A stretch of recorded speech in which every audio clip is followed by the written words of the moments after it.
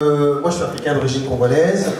Je vais rejoindre mon frère qui est intervenu, je crois, juste avant par rapport au fait que tu ne peux pas t'arrêter là.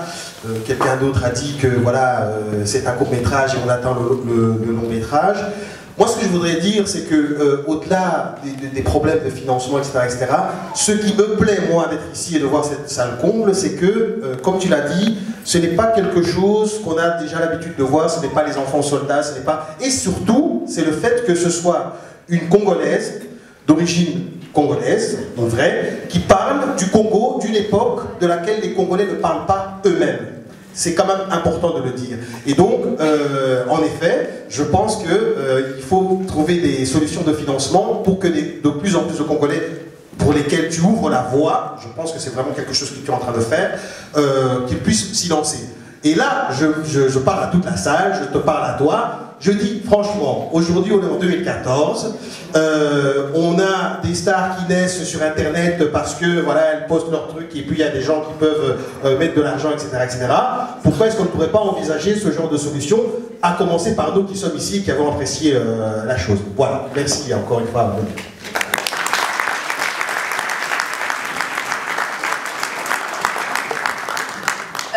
Donc je voudrais en fait juste signaler que j'ai lancé un crowdfunding, et ce crowdfunding c'est justement pour permettre que le film circule et que ce genre de considération quelque part se concrétise.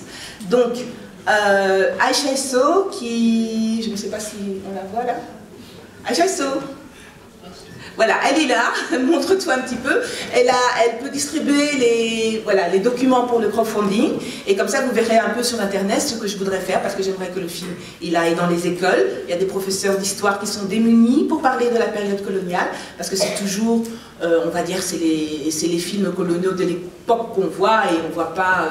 voilà, donc il faut que ça circule dans les écoles, il faut que ça circule dans les universités, il faut que ça aille dans les associations, il faut que ça ait une sortie en ville, peut-être ici à Bruxelles. Donc ce crowdfunding, c'est à ça que ça va servir, et ça permettra de tester quelque part, oui, si effectivement maintenant il y a une nouvelle ère pour ce genre de produit, parce que c'est toujours un peu dommage, enfin pour moi, je suis un peu une exception, il n'y a pas beaucoup d'autres Belges d'origine congolaise, alors qu'il commence à y avoir beaucoup de Belges d'origine marocaine qui font leurs films.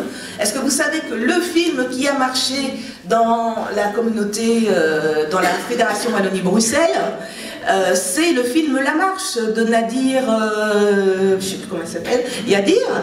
Et le bonhomme, je pense qu'il a un passé de chauffeur de bus. Hein. Il s'est levé un beau matin et il s'est dit, moi j'ai envie de parler de la vie des Marocains ou de l'histoire des Maghrébins.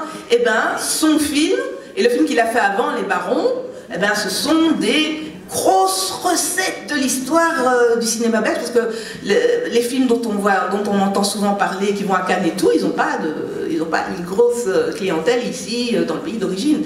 Ceux qui ont une clientèle, c'est ces films marocains. Donc pourquoi pas aussi lancer quelque part une vague de films sur cette communauté congolaise, comme il y a des films sur la communauté turque en Allemagne qui marchent très bien, qui castent des grandes vedettes comme Anna Chigula, qui tourne souvent avec des réalisateurs turcs de là-bas, etc., etc. Donc voilà, je crois qu'on va pas, enfin, s'il n'y a pas d'autres questions, on va... Ah oui, il y en a encore une, Monsieur Albert.